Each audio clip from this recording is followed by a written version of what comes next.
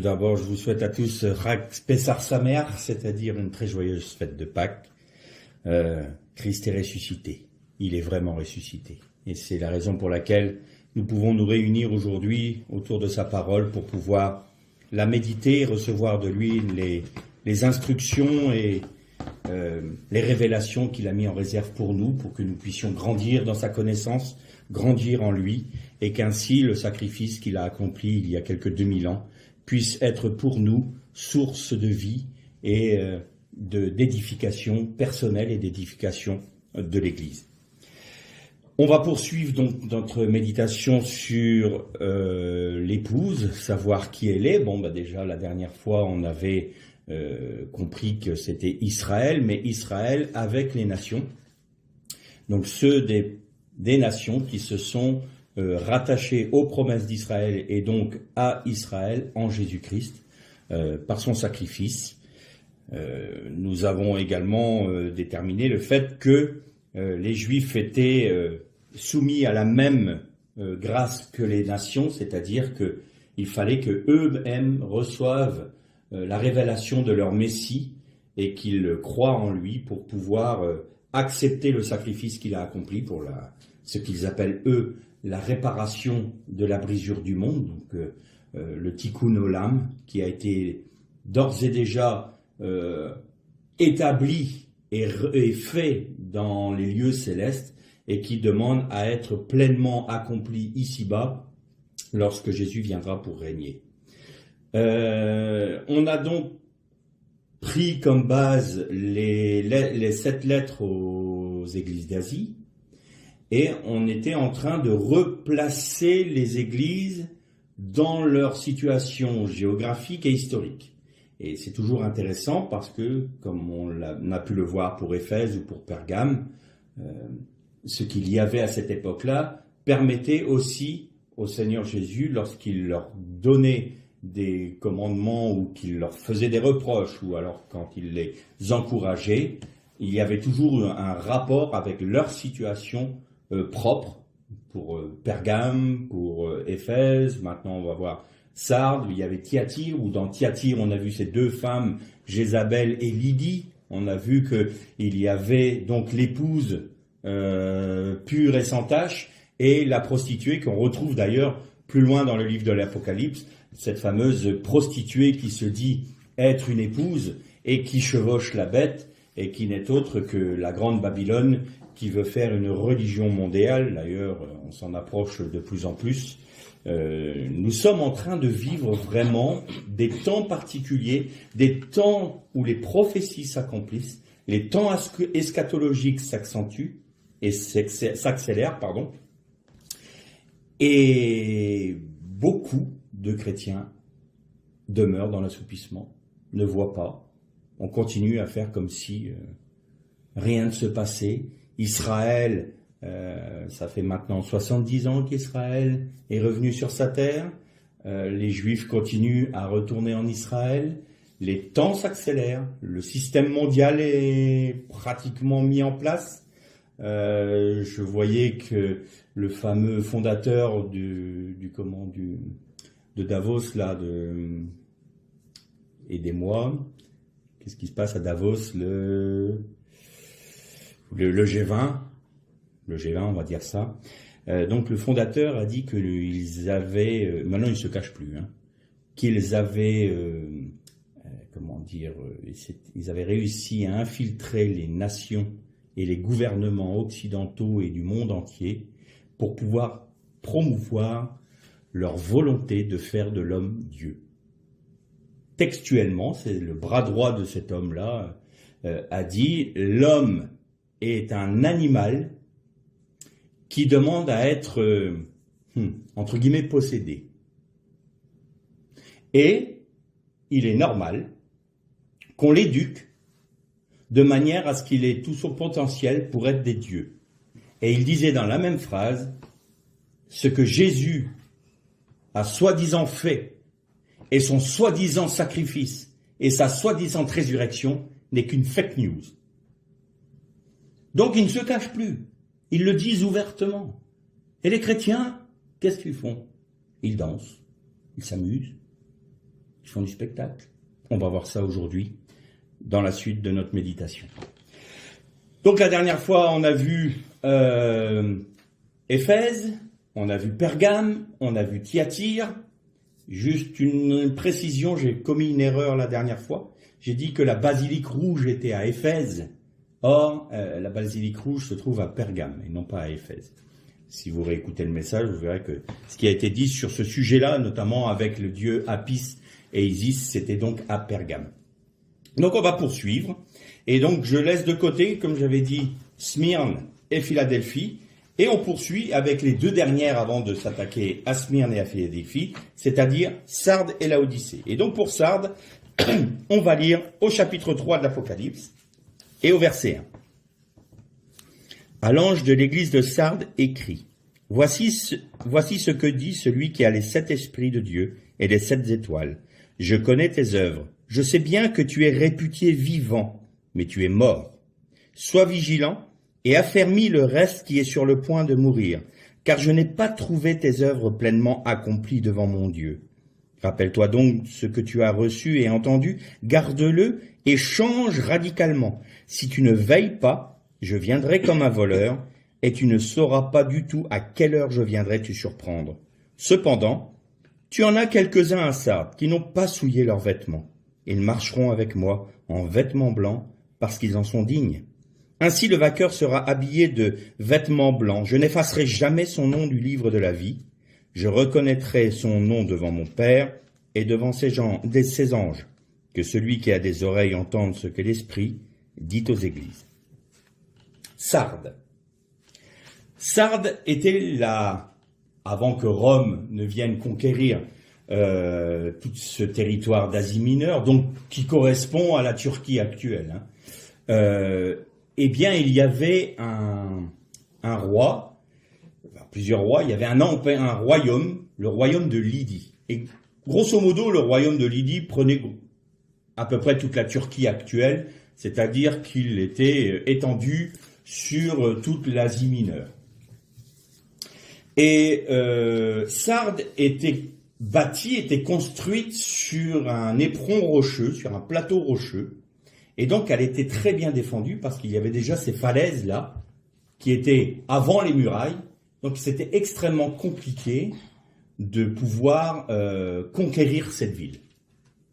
Et le dernier roi de Lydie, que vous connaissez tous, que nous connaissons tous, parce qu'il porte un nom qui est devenu un dicton en français, le dernier roi de Sardes et de Lydie était un roi, le premier roi qui a frappé de la monnaie. Et ce roi s'appelait Crésus. Donc, Crésus régnait sur l'empire de Lydie. Ils étaient extrêmement riches parce que la rivière dans laquelle ils trouvaient l'or, leur or et leur richesse était en contrebas de la ville. Et là aussi, vous connaissez tous, parce que c'est devenu dans le patois, dans le côté vulgaire un peu français, ces symboles d'argent, c'est-à-dire que la rivière s'appelait Pactole. Et donc dans la rivière Pactole, ils trouvaient de l'or, ils frappaient de la monnaie avec cet or-là, et ils avaient une très grande richesse. Crésus était convaincu que sa ville était imprenable. Ce qui était vrai, il y a eu beaucoup de tentatives de conquête, et toutes se sont soldées par un échec, parce qu'ils n'arrivaient pas à monter sur les éperons rocheux, plus les murailles, ils se faisaient décimer en bas de la ville. En 547, le roi Cyrus vient avec ses armées pour conquérir le royaume de Lydie. Et donc, il met le siège autour de Sardes. Et ces espions observent l'armée lydienne et ils remarquent un jour pendant une bataille, il y a un des soldats lydiens qui avait perdu son casque. Et les espions voient tout d'un coup sortir un homme d'un endroit caché, secret, pour rejoindre le champ de bataille qu'ils avaient eu dans les jours qui précédaient, pour venir récupérer son casque. qu'ont fait les espions, ils l'ont suivi. Et ils ont trouvé un passage secret qui leur permettait de rentrer dans la ville sans avoir à monter toute la colline et les murailles.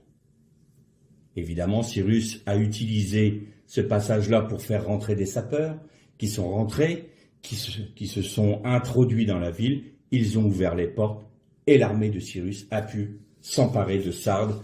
Pour la première fois, ça a été la chute de l'empire de Lydie, du royaume de Lydie. Et quand vous voyez Jésus qui dit à cette église-là, tu te crois vivante, mais tu es morte en fait. L'église de Sardes représente bien cette église apostate qui s'appuie sur ses richesses et sur sa situation présumée de sécurité. Nous, on est très bien dans notre petite religion, puis après tout, le retour de Jésus, ça ne nous intéresse pas plus que ça. On va faire nos œuvres. Les œuvres sont essentielles. La communion avec Dieu est devenue accessoire. C'est-à-dire que ce sont les œuvres qui ont pris la place, mais des œuvres qui sont dénaturées et qui sont totalement dénuées de vie. C'est des œuvres de routine. Je vais prendre un exemple, je ne porte pas un jugement de valeur sur cette association, mais quand vous pensez que la Croix-Rouge a été fondée par un homme, un véritable chrétien, un croyant véritable, qui aimait le Seigneur, et quand vous voyez ce qu'elle est devenue, eh bien, il n'y a plus de chrétiens en son sein. C'est devenu une institution. Elle fait des œuvres, voilà, sans se préoccuper du Seigneur. Elle ne porte le nom de Croix-Rouge que parce que c'était son nom d'origine. Mais il n'y a plus aucune valeur spirituelle dans ce qu'elle fait. Donc je dénigre pas ce que fait la Croix-Rouge, bien entendu. Vous m'avez bien compris, je ne suis pas en train de porter un jugement de valeur sur la Croix-Rouge. Mais cette institution a perdu totalement l'aspect spirituel de l'origine de l'œuvre qui était la sienne. Eh bien, l'église de Sardes, c'est ça. Elle a totalement perdu la valeur spirituelle de toutes ses œuvres. Et elle est morte, totalement morte. Il y en a quelques-uns parmi elles qui sont pas morts, mais bien moribonds. Et le Seigneur Jésus dit, essaye, ravive-les, parce qu'ils vont mourir autrement. Mais au milieu aussi de Sardes, il y en avait d'autres, qui n'étaient pas rentrés ni dans le compromis, et qui avaient gardé cette communion avec le Seigneur. Et le Seigneur leur dit, eux, ils marcheront avec moi en vêtements blancs. Et quand on fera le point sur toutes les promesses aux vainqueurs des 7 églises, on verra que toutes ces valeurs-là, le caillou blanc, le vêtement blanc, le nom nouveau, le nom de Dieu, le nom de la nouvelle, tout cela, c'est extrêmement important. Et c'est ce qui détermine la nature même de l'épouse. Donc vous commencez à comprendre que l'épouse, c'est pas l'ensemble de l'Église. Parce que dans l'Église, il y a des failles, il y a de l'idolâtrie avec Jézabel, il y a la doctrine des Nicolaïtes, il y a ceux qui ont perdu leur premier amour, il y en a même qui sont totalement apostats, comme à Sardes, c'est-à-dire qu'eux, ils ont abandonné la foi totalement. Ils restent sur une institution qui date qui sont peu doublement millénaires, et puis ça n'a pas de valeur spirituelle. On cherche jamais la pensée de Dieu. D'ailleurs, est-ce qu'on prie encore? Est-ce qu'on cherche encore à connaître Dieu? Certainement pas. Dieu, non, mais moi je fais partie de ce club-là, quoi. L'Église est devenue un club, ils sont apostats, totalement. Et puis on va voir qu'avec la Odyssée, on entre encore dans une autre dimension. Et donc on voit bien que c'est pas l'épouse, là, parfaite, pure et sans tache. Et on commence à comprendre, par contre, que l'épouse est au milieu de cette Église-là. Que l'épouse du Christ, pure, sans tache, est au sein de ces Églises-là. Ce sont les vainqueurs.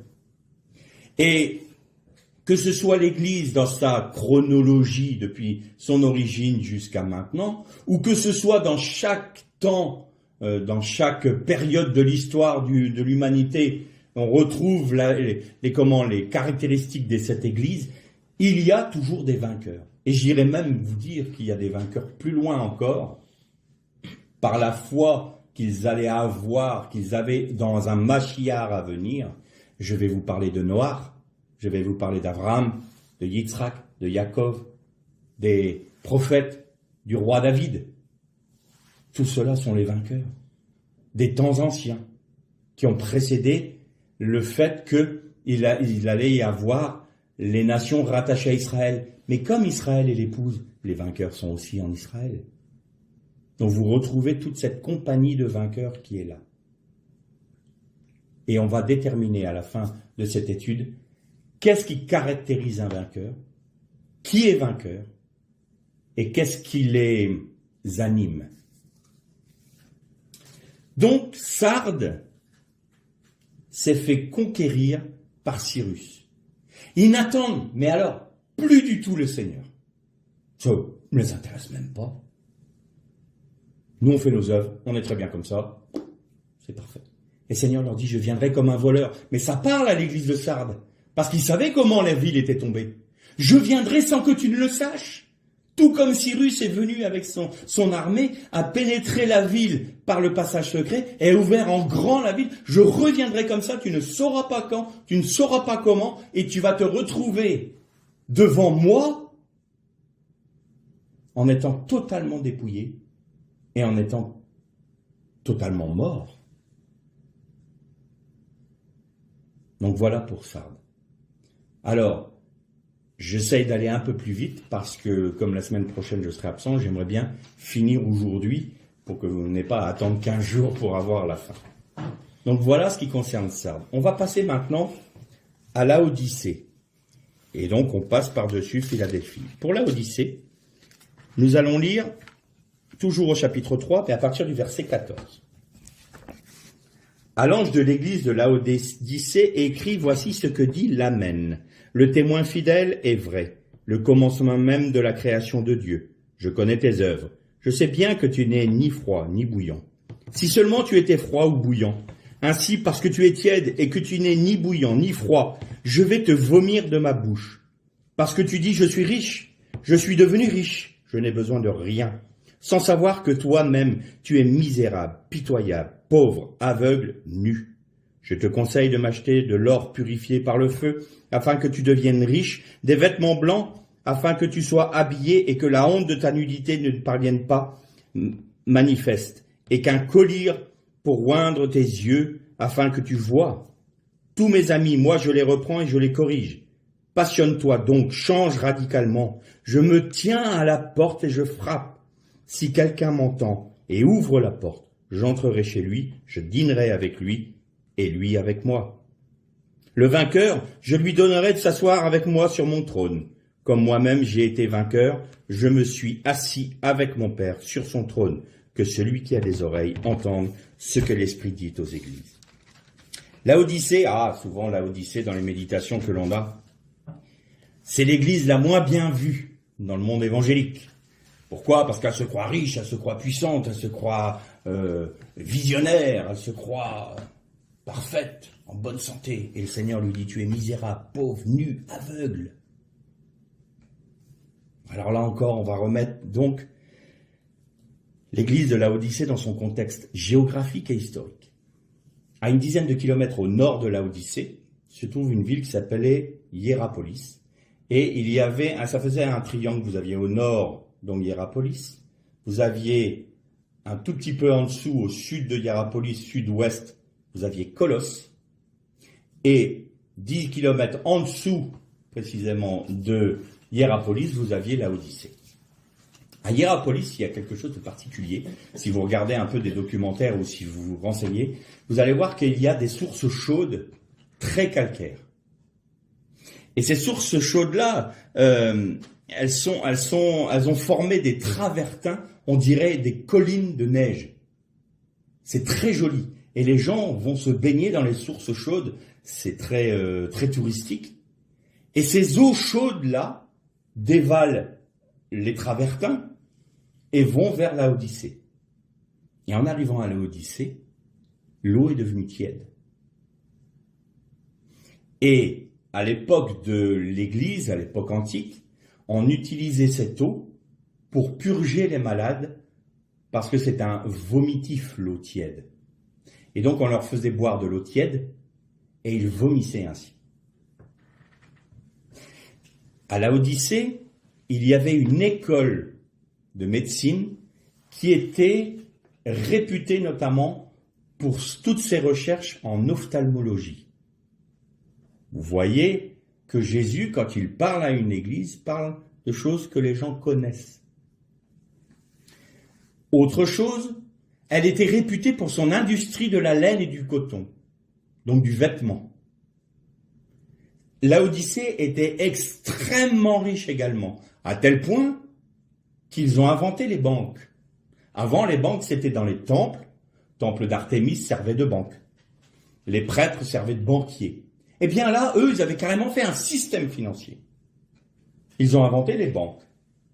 Et pour vous dire à quel point Laodicée était riche, c'est qu'il y avait des caniveaux, de tout à l'égout, et que l'arrivée de l'eau tiède, et au sud, vous avez les chaînes de montagnes, et au sud, vous aviez l'eau froide. Eh bien, il y avait des canalisations que l'on trouve encore aujourd'hui, qui étaient taillées en pierre et en terre cuite, qui alimentaient les maisons. Ils avaient l'eau courante.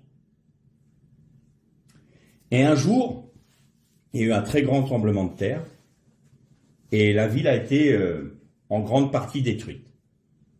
Donc l'empereur de Rome a décidé d'envoyer de l'argent pour pouvoir reconstruire Laodicée.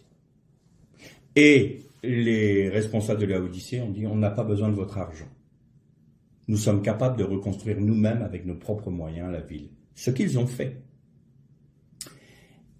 Et vous avez, dans les ruines de Laodicée, vous avez sur la rue, parce qu'on a découvert la rue principale, un écriteau gravé dans une pierre où il est marqué « par nos propres forces ». Par nos propres forces. Pourquoi ? Parce qu'ils avaient réussi à reconstruire la ville par leurs propres moyens. Et Laodicée est très particulière. Pourquoi ? Laodicée se croit riche, elle se suffit à elle-même, elle n'a pas besoin que le Seigneur s'occupe, j'ai envie de dire, de ses moyens matériels. Nous, on peut le faire nous-mêmes par nos propres forces. On fait des montages financiers, on joue avec les banques et puis les placements financiers. On s'occupe nous-mêmes, on est dans un endroit très riche, on est très avancé civilisationnellement, tout est parfait pour nous. Pas besoin, Seigneur, de compter sur toi, on a tout ce qu'il nous faut. Et Laodicée est exactement à l'inverse de ce que disait Zorobabel du temps de Néhémie. Non par la force ni par la puissance, mais par mon esprit, dit l'Éternel des armées. Eh bien, Laodicée a choisi le chemin inverse. Pas par ton esprit, Seigneur, mais par ma force et par ma puissance. Donc, Laodicée est typique sur le fait qu'elle veut accomplir l'œuvre de Dieu par ses propres moyens, sans dépendre de Dieu. Mais il y a un autre aspect qui typifie Laodicée. Laodicée avait deux théâtres, un à l'est et un au nord. Et ils étaient placés de telle manière à ce qu'à toute heure de la journée, il puisse y avoir un spectacle, au moins dans l'un ou l'autre, pour que la lumière du soleil vienne éclairer la scène du théâtre. Et ce qui typifiait la ville de l'époque, c'était le divertissement.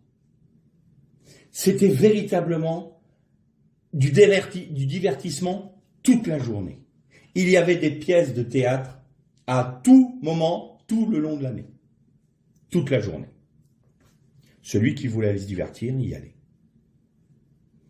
Et ça nous montre une église qui était plus, et toute ressemblance avec notre époque serait fortuite, n'est-ce pas ? C'est l'église du divertissement, l'église de l'amusement, l'église spectacle. On met en scène la Bible, on fait des concerts. Je répète encore une fois, vous savez que un des bras droits du fondateur de l'Église satanique, donc le fondateur de l'Église satanique était Aleister Crowley, qui est né à Birmingham en Angleterre et qui a fait un disciple qui est devenu son successeur, Anton LaVey. Et Anton LaVey disait la musique est une vibration par laquelle nous pouvons influer sur l'esprit de l'homme et sur son âme. Et avec certaines rythmiques, nous pouvons inciter ceux qui écoutent notre musique soit à l'impureté sexuelle, soit à la violence, soit à l'autodestruction. Et nous avons mis en place la révolution sexuelle dans la société, et elle a été permise parce que nous avions déjà institué le rock'n'roll. Anton LaVey. Et quand je vois dans nos églises qu'on laisse rentrer ce genre de musique, même si on y met des mots chrétiens, des phrases chrétiennes qui bien souvent sont très creux. Seigneur, tu es notre roi, béni Dieu, Jésus, Jésus, le Sauveur, Jésus, tu nous sauves, mais vous entendez plus la musique que les paroles. Je me dis, et je dis à mes frères, quelle est l'inspiration de la musique que nous laissons rentrer dans nos milieux évangéliques et dans nos églises? J'en reste là, chacun se place devant le Seigneur et voit ce qui est juste de faire. L'église de Laodicée, c'était l'église du spectacle. C'était l'église qui se suffisait à elle-même. Et pourtant, le regard de Jésus est extrêmement sévère. Non seulement tu es pauvre, tu es misérable, tu es aveugle, bien que tu aies un centre d'ophtalmologie chez toi. Tu es nu, même si tu es la capitale de l'Asie mineure pour le vêtement. Rien de ce que tu vois, rien de ce que tu te détermines n'est vrai à mes yeux. Tu es exactement l'inverse de ce que tu crois être. Mais ce qui est pire, et c'est ça qui quand je lis ce passage de la lettre de l'église à Laodicée, où il a dit, je suis à la porte. Le Seigneur dit, je suis à la porte et je frappe. Et je me rappelle de ce message, il y a des années, de notre frère, là que son nom m'échappe, fatigué, David Wilkerson, qui disait, nous arrivons à un temps où nous allons avoir un christianisme sans Christ, une église sans Christ. Eh bien, on remarque aujourd'hui qu'effectivement, nous sommes dans le temps de Laodicée. Une église sans Christ, qui se préoccupe pas de savoir si le Seigneur revient, mais ça ne l'intéresse pas, tout comme Sardes.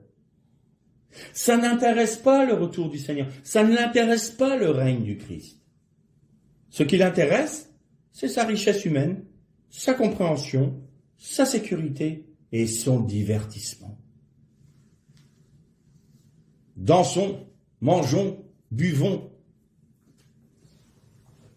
C'est une église qui est idolâtre. Elle idolâtre sa propre situation. Elle idolâtre sa supposée richesse. Elle idolâtre sa supposée non-nudité, son vêtement. Elle se croit être habillée du vêtement de Dieu. Non, elle est nue. Elle se croit être riche de Dieu. Elle est pauvre. Elle se croit être visionnaire. Elle est aveugle.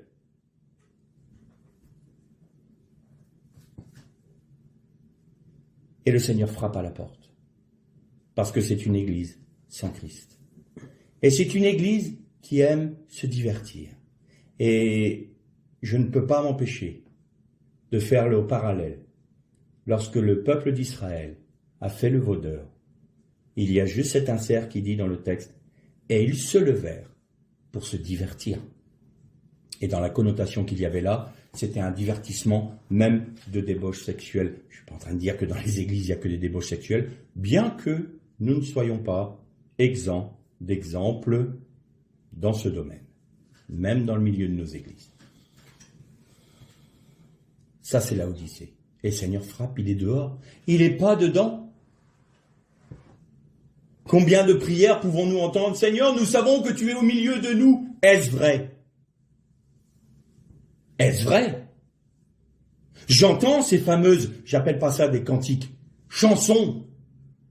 Seigneur, tu es au milieu de nous, tu es tout puissant, tu règnes parmi nous. Quoi? C'est vrai ça? Est-ce que c'est vrai? Je laisse la question en suspens, chacun répond pour lui. Donc vous voyez que quand le Seigneur a donné ses paroles à Jean, pourquoi les a-t-il données à Jean? Je vous ai dit au tout début que Jean était le successeur de Paul en tant que responsable dans le domaine apostolique des églises d'Asie. Donc il était, lui, celui qui devait apporter aux églises les recommandations et les remarques du Seigneur Jésus.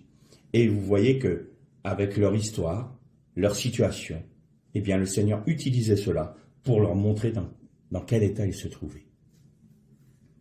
Alors pourquoi est-ce que nous avons mis Smyrne et que nous avons mis Philadelphie de côté? Parce que Smyrne et Philadelphie, Philadelphie est la dernière église à s'être construite en Asie mineure. C'est la dernière arrivée. Toutes les autres étaient déjà en place et Philadelphie a été la dernière. Smyrne, et vous remarquez le positionnement dans les lettres même. Smyrne, c'est la deuxième église à laquelle le Seigneur Jésus parle. Et Philadelphie est l'avant-dernière. C'est comme si ces deux églises-là étaient positionnées pour être vraiment au sein de cette église. Elles sont là, tout comme au début et à la fin, et vice-versa. Elles sont présentes de manière permanente dans l'histoire de l'église. Alors on va lire pour Smyrne et on va lire Philadelphie tout de suite dans la suite. Alors nous allons au chapitre 2 verset 8 pour Smyrne. À l'ange de l'église de Smyrne écrit, voici ce que dit le premier et le dernier, celui qui est mort et qui a repris vie. Je connais ta détresse, ta pauvreté. Pourtant tu es riche et les calomnies de ceux qui se disent juifs et ne le sont pas. Ils sont de la synagogue de Satan. N'aie aucune peur de ce que tu vas souffrir. Le diable va jeter quelques-uns d'entre vous en prison pour que vous soyez mis à l'épreuve. Vous connaîtrez la détresse pendant 10 jours. Sois fidèle jusqu'à la mort et je te donnerai la couronne de vie. Que celui qui a des oreilles entende ce que l'Esprit dit aux églises. Le vainqueur n'a rien à craindre de la seconde mort. Et pour Philadelphie, on va aller au chapitre 3, verset 7. À l'ange de l'église de Philadelphie écrit, voici ce que dit le saint, le vrai, celui qui a la clé de David, celui qui ouvre de telle sorte que personne ne ferme, celui qui ferme de telle sorte que personne n'ouvre. Je connais tes œuvres, j'ai mis devant toi une porte ouverte que nul ne peut fermer, parce que tu as peu de puissance, que tu as gardé ma parole, et que tu n'as pas renié mon nom. Je donnerai les gens de la synagogue de Satan qui se disent juifs et ne le sont pas. Ils mentent.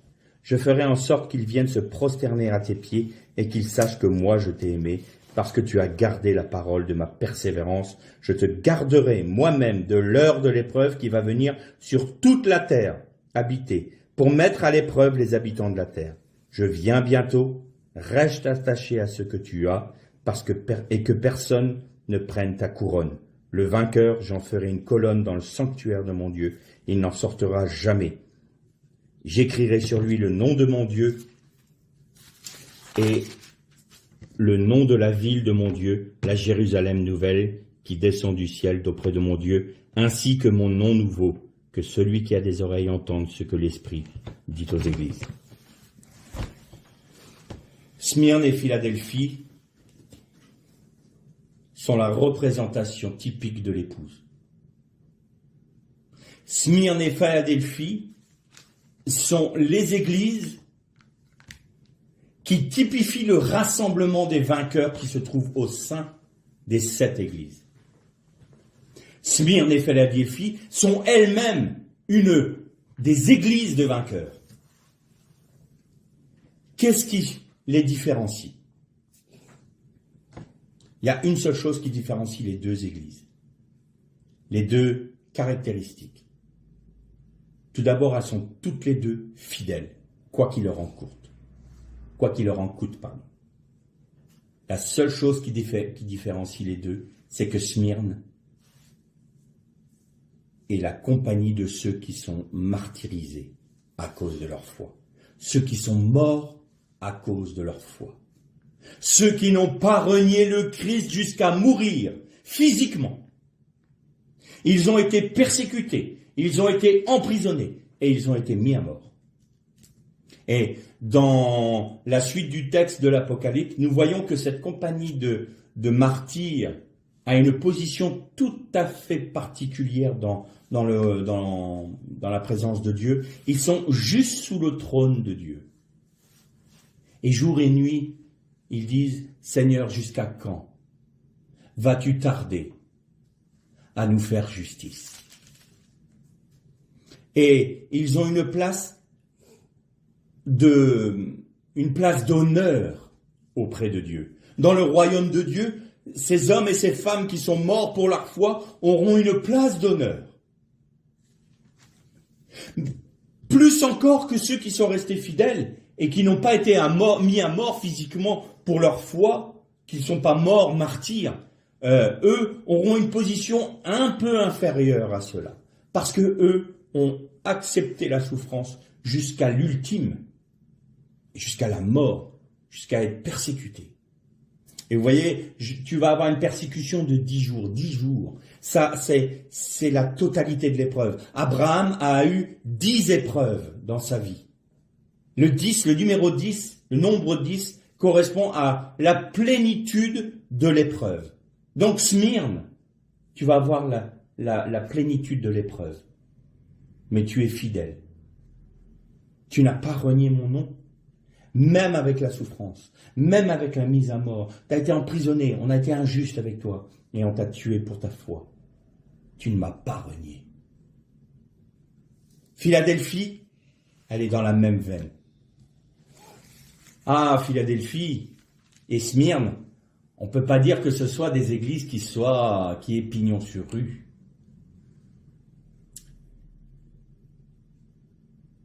Je vais dire quelque chose qui ne va pas plaire à beaucoup. C'est pas des méga church. C'est une toute petite église qui n'est tellement pas riche. Tout le monde dit, oh, Smyrne et Philadelphie. Cette petite église là, elle vaut rien du tout. Regarde par rapport à la Odyssée. La Odyssée, ils ont une salle à 1,5 million d'euros. T'as vu un peu? Et puis elles ont tout, les écrans, les spots, les fumigènes, c'est magnifique. Elles ont une sono, mais tu verrais la sono. Tu veux vraiment évangéliser le monde? Va à la Odyssée. Philadelphie, Smyrne, ils ne sont pas dans un lieu dit paumé, là, dans le fin fond de la France. C'est qui ces gens-là? On ne les connaît pas. On s'y intéresse pas. Ça, c'est des églises qui sont pauvres, hein. Elles valent rien. Qu'est-ce que dit le Seigneur? Tu te crois pauvre, mais tu es riche. Tu es riche pourquoi? Parce que tu te confies en moi, tu as gardé ma parole et tu n'as pas renié mon nom. C'est ça ta richesse. Tu es resté fidèle, même si tous t'abandonnent, même si tous ne veulent pas reconnaître que tu es fidèle. Peu t'importe, sois fidèle. Jusqu'à la fin, sois fidèle. Et quand vous allez sur le site de Philadelphie, la basilique de l'époque est totalement en ruine. Il reste 3 éléments de l'ancienne église. C'est 3 piliers. Et vous avez Jésus qui a dit à celui qui vaincra, je ferai de lui une colonne dans le temple de mon Dieu. Et 2000 ans plus tard, la seule chose qui demeure de Philadelphie, ce sont les colonnes, les piliers de l'église. Philadelphie est aujourd'hui entourée de mosquées et de mondes musulmans, mais il y a ces 3 piliers-là qui demeurent et qui démontrent au monde entier que 2000 ans après, les piliers sont là.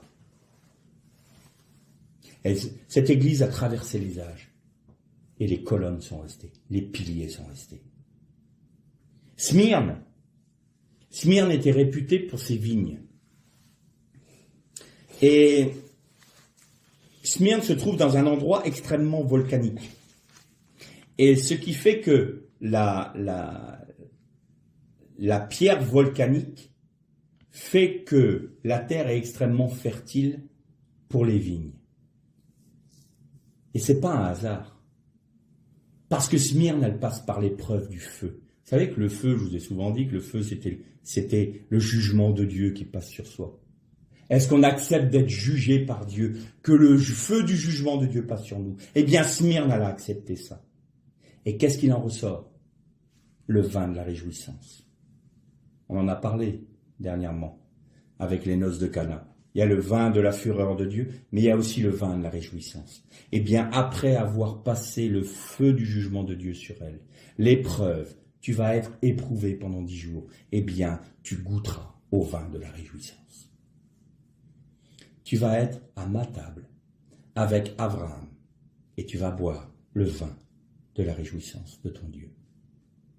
Philadelphie, 3 piliers. Smyrne, épouse fidèle.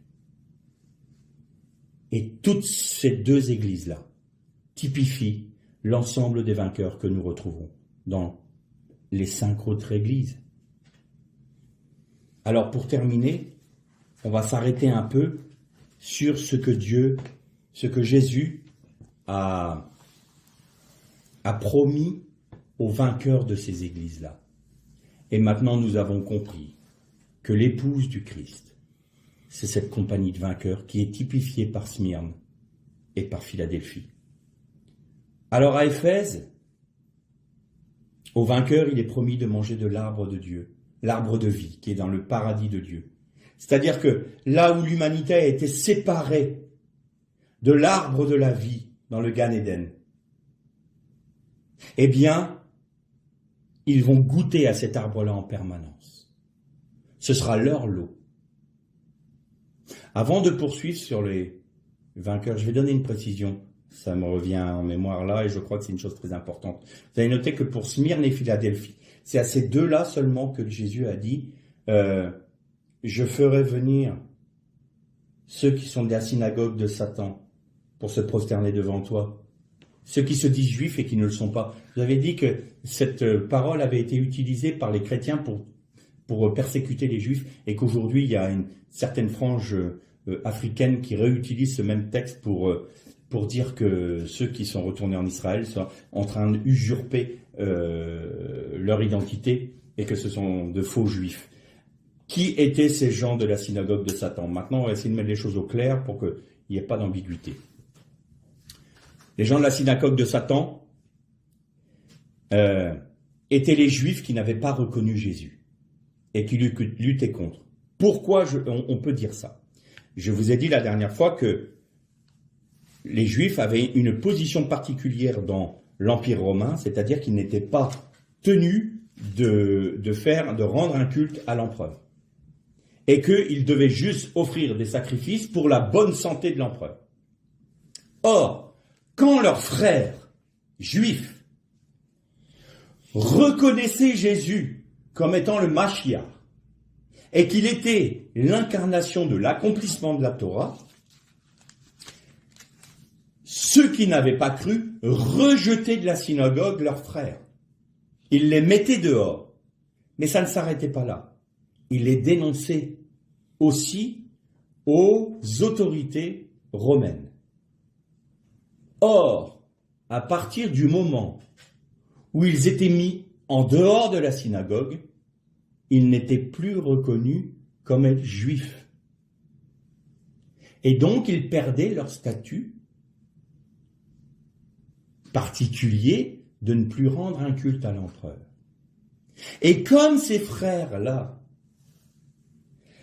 gardaient leur judaïté, leur judaïsme, mais en Jésus-Christ, en Yeshua HaMashiach, il était hors des questions pour eux de rendre un culte, tout comme leurs autres frères juifs, à l'empereur. Mais ils n'étaient plus protégés par ce statut particulier, et ils étaient mis à mort, persécutés. Et c'est ces personnes-là qui les dénonçaient, ceux qui les mettaient hors des synagogues, que Jésus appelle ces juifs, mais qui ne le sont pas. Pourquoi? Parce que Jésus a dit aux prêtres, à ceux qui voulaient mettre à mort le Messie, vous êtes une race de vipères, vous avez pour père le diable. Vous êtes membre d'une synagogue de Satan parce que vous avez pour père le diable, parce que vous ne voulez pas perdre votre statut en acceptant le message de l'évangile. Vous vous dites juifs, mais vous êtes prêts à vendre vos frères. Normalement, un juif ne doit pas vendre son frère. Il ne doit pas condamner son frère à la mort, certaine. Et il le faisait. Et donc, c'est ces juifs-là qui rejetaient leurs frères juifs, messianiques, notzrim, et qui les mettaient entre les mains persécutrices de l'Empire romain. Et donc, ils savaient très bien qu'ils amenaient leurs frères à la mort. C'est eux, les faux juifs, et la synagogue de Satan. J'espère que maintenant c'est clair. Je sais que celui qui ne voudra pas entendre n'entendra pas, mais c'est pourtant la réalité. Et donc, qu'est-ce que dit le Seigneur Jésus à Philadelphie? Parce que tu es fidèle, parce que tu as gardé mon nom, j'apporterai les Juifs qui ne veulent pas reconnaître le Messie. Un jour, ils se prosterneront devant qui? Devant toi? Non, devant la parole que tu as défendue, devant mon nom que tu as gardé. C'est-à-dire qu'un jour, tout le peuple d'Israël va me reconnaître. Ceux qui n'ont pas accepté de reconnaître leur Messie le reconnaîtront. Ils se prosterneront devant toi. C'est-à-dire devant le message, devant ton témoignage. On revient aux promesses aux vainqueurs. À Smyrne, il est dit, le vainqueur ne souffrira pas la seconde mort. Pourquoi? Parce que le vainqueur, l'épouse, c'est celle qui va être rassemblée. Là encore, on parle de l'enlèvement. L'homme veut toujours mettre en avant ce qui frappe le regard. Mais si vous relisez le texte de Paul aux Éphésiens, il est dit, je ne veux pas, frères, que vous soyez dans l'ignorance. Ceux qui nous ont devancés, qui sont morts en Christ, ressusciteront. Et nous qui sommes encore vivants, en un clin d'œil, nous serons transformés et nous irons les rejoindre nous serons rassemblés auprès du Seigneur en un clin d'œil. Alors, l'enlèvement. Alors déjà, c'est le rassemblement. On est rassemblés dans les cieux, dans les nues, avec Jésus. Mais le rassemblement des frères, de l'épouse, n'est que la conséquence de la résurrection, de la première résurrection. C'est ça qui est important, c'est la première résurrection, parce que Paul dit « Heureux celui qui a part à la première résurrection ». Quand Paul disait « J'espère que, j'ai pas encore atteint le but, mais j'espère que la couronne de victoire ne me sera pas enlevée, d'avoir couru jusqu'à ce point-là, puis qu'à la fin je défaille, et que je perde ça ». C'est pas son salut dont il parlait, c'est d'avoir part à la première résurrection. Parce que ceux qui ont part à la première résurrection règnent avec Christ. Il n'y a que les vainqueurs qui régneront avec Christ. Et parmi ceux qui sont vainqueurs, il y aura ceux qui auront un statut encore plus grand que leurs frères, c'est ceux qui sont la compagnie de Smyrne, les martyrs. Mais tous régneront avec Christ. Qu'en est-il des autres alors? Eh bien les autres sont sauvés comme à travers du feu. Il y a plusieurs demeures dans la maison de mon Père. Alors, est-ce qu'ils seront enlevés? Non. Est-ce qu'ils ressusciteront à la première résurrection? Non. Non. La Bible nous montre que non. Ils auront part à la deuxième résurrection, là où tout le monde sera jugé. Tous les morts ressusciteront, la mer rendra ses morts, le séjour des morts rendra ses morts. Et là, chacun, les livres seront ouverts, relisez la fin du livre de l'Apocalypse, les livres seront ouverts, les livres de vie, et chacun sera jugé selon ses œuvres. Alors on regardera les œuvres de certains, on dira, tout a brûlé par le jugement de Dieu. Il n'y avait que du bois, du chaume, de la paille. Il a juste pour lui, c'est qu'il est inscrit dans le livre de la vie parce qu'il a accepté Christ comme son sauveur. Il est sauvé. Et ceux qui n'auront pas accepté Christ comme leur sauveur ne seront pas inscrits dans le livre de vie et seront jetés dans les temps de feu avec Satan, avec la mort et le séjour des morts, avec le faux prophète et avec la bête. Et ils seront séparés de Dieu pour l'éternité. Mais de croire que toute l'Église, comme on la conçoit, sera rassemblée auprès de Jésus, c'est une utopie. Ce n'est pas vrai. Seule l'épouse aura part à la première résurrection. À Pergame, il est dit, je te donnerai de la manne cachée, un caillou blanc, un nom nouveau. Le vainqueur est donc celui qui aura part à l'arbre de la vie. Il est celui qui va être à la première résurrection. Il aura de la manne cachée, c'est-à-dire la nourriture céleste sera sa nourriture perpétuelle pour toute l'éternité, parce qu'il l'a aimée ici-bas. Il vivra d'elle dans l'éternité. Un caillou blanc, qu'est-ce que c'est qu'un caillou blanc? Eh bien, remettons tout ça encore dans son contexte historique. À l'époque, il y avait des votations. C'est nos frères suisses qui vont aimer le terme, que nous on dit des élections en France, mais c'est des votations. Eh bien, quand nous étions élus, on mettait un caillou blanc. Quand on rejetait une personne, on mettait un caillou noir. Et c'est comme ça que les votations se faisaient. Et celui qui avait un caillou blanc était élu. Celui qui avait un caillou noir n'était pas élu. Un nom nouveau? Ah, le nom nouveau. Il faudra qu'un jour, on fasse quand même une méditation sur le nom. Qu'est-ce que le nom nouveau? Je ne m'appelle pas Philippe aux yeux de Dieu, moi. Ça, c'est ce que mes parents m'ont donné comme prénom. Le nom nouveau, c'est ce que je suis en Christ et quel va être mon rôle dans le royaume. C'est Dieu qui me nomme. Il m'arrive souvent de faire cette prière au Seigneur. Quel est mon nom, Seigneur? Nomme-moi. Pourquoi? Parce que si Dieu me nomme, c'est qu'il prend autorité sur moi. C'est lui qui commande, c'est lui qui dirige ma vie. Je te permets de me nommer. Les hommes rebelles disent, faisons-nous un nom. Et Dieu dit à Abraham, tu ne seras plus appelé Abraham, mais Abraham. Et Sarai ne sera plus appelée Sarai, mais Sarah. Ils se sont laissés nommer par Dieu.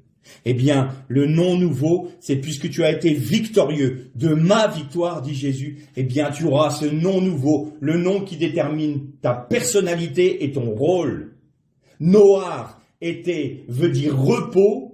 Pourquoi? Parce qu'il donnait du repos à sa génération, il était ingénieur. Et donc, il faisait des choses, ça c'est dans la tradition juive qu'il est dit, il inventait des choses qui facilitaient la vie de ceux qui l'entouraient de sa génération. Et donc, Noar représentait le repos, et son rôle, c'était de donner du repos. Et il a donné du repos à toute l'humanité en fabriquant l'arche.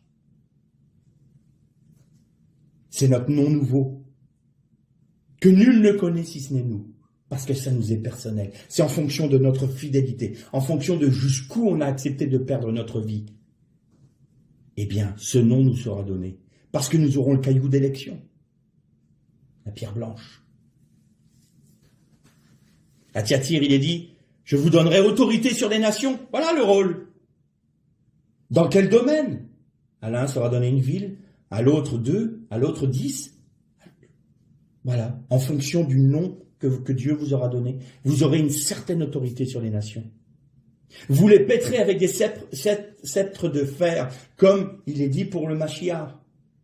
C'est-à-dire que ça sera plus le temps de la grâce, ça sera le temps du règne du Christ. Et c'est-à-dire que les nations devront marcher selon la parole de Dieu et selon la Torah du Messie. Je te donnerai l'étoile du matin. Ça, c'est merveilleux. Pourquoi? L'étoile du matin, c'est la lumière du jour 1. C'est la lumière de la création. Tu vas retrouver la lumière qu'a perdue Adam. Tu vas t'en vêtir à nouveau.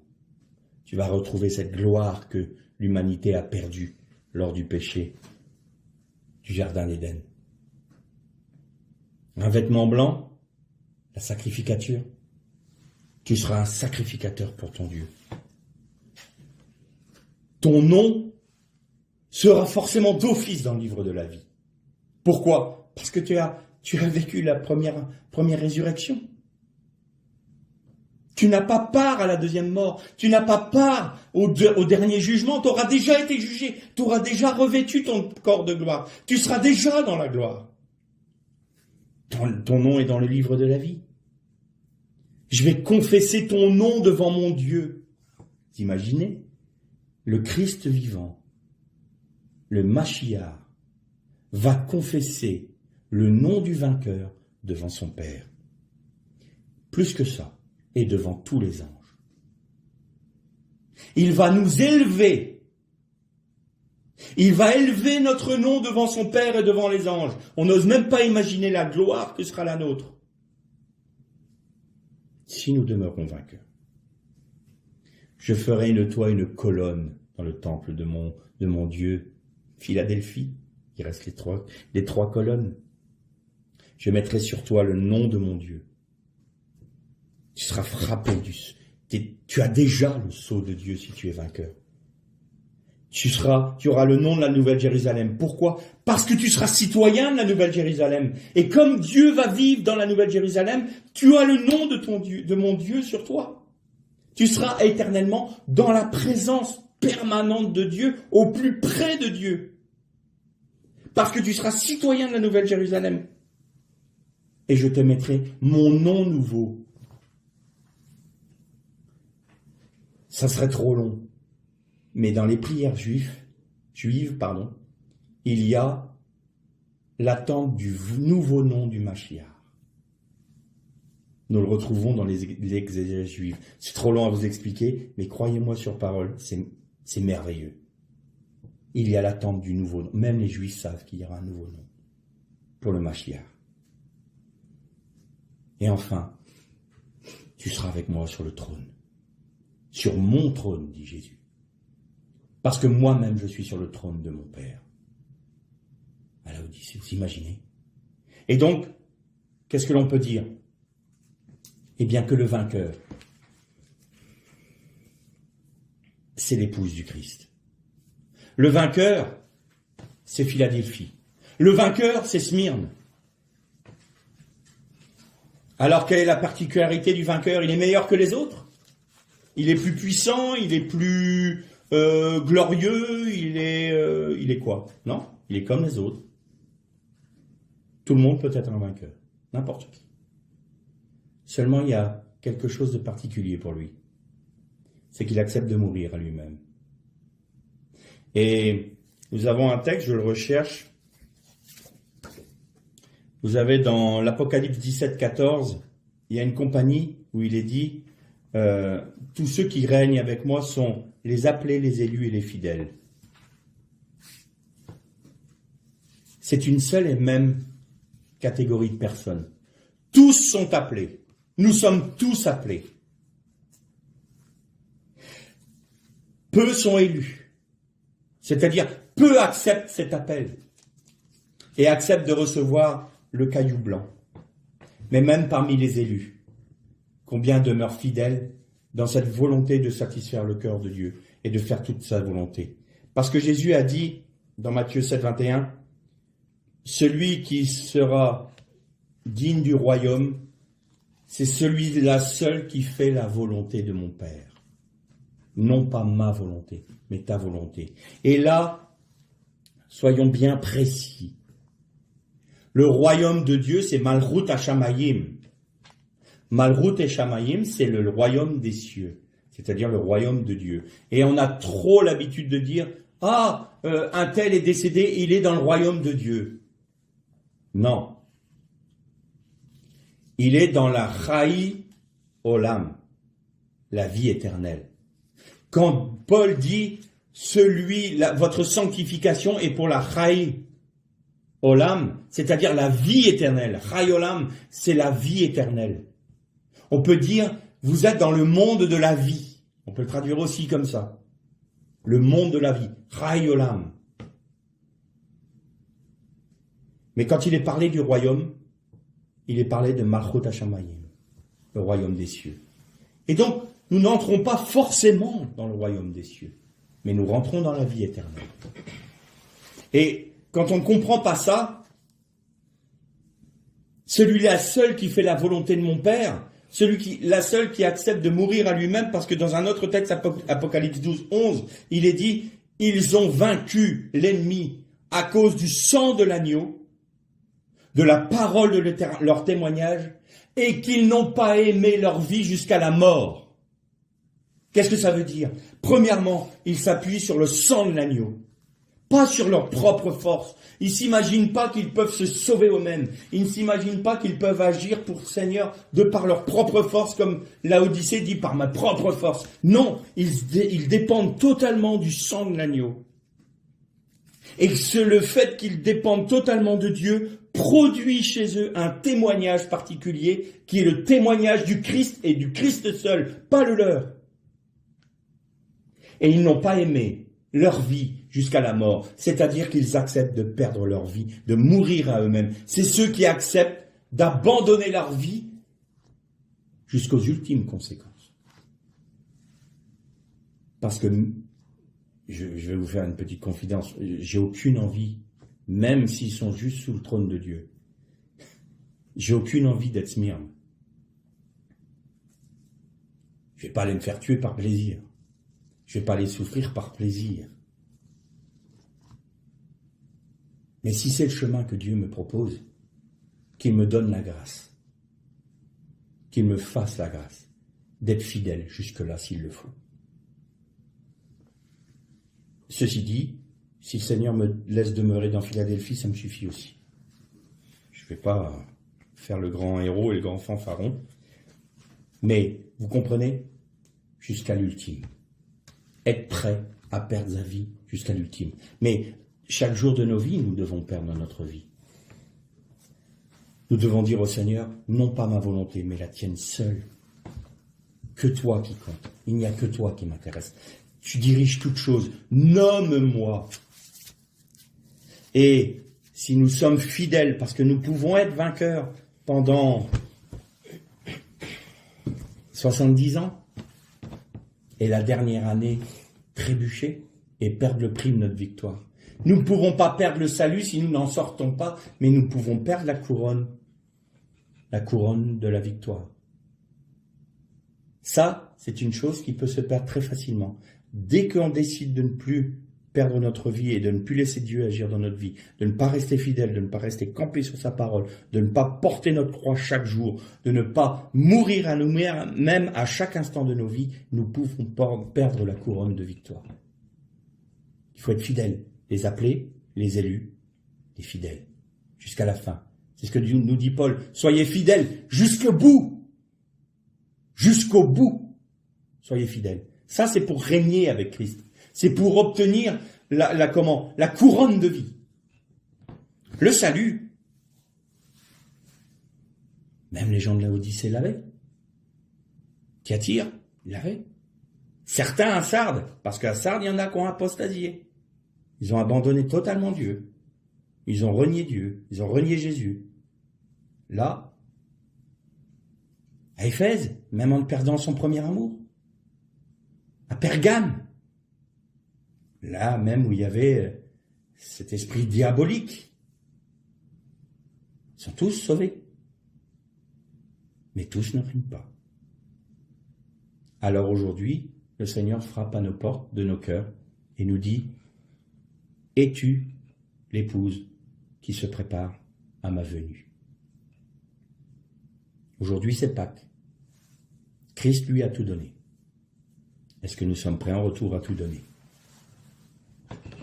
Et si nous sommes membres de l'épouse, Philadelphie ou Smyrne, alors nous disons avec l'Esprit de Dieu, et l'Esprit et l'Église disent, viens Seigneur, reviens dans ton règne. Nous aspirons à ton règne, nous aspirons à ton retour, parce que nous voyons bien que ce monde va à sa perdition, le péché va arriver à son comble. Le péché arrive à son comble. Les choses se mettent en place. Le Seigneur est à la porte. Est-ce que nous l'attendons? Ou est-ce qu'alors le divertissement nous suffit? Ou une petite vie religieuse simple nous suffit? C'est ça qui va déterminer si nous sommes l'épouse ou si nous sommes juste rachetés par grâce, ou pire encore, si nous sommes déchus de la grâce de Dieu. L'Erle Shalom.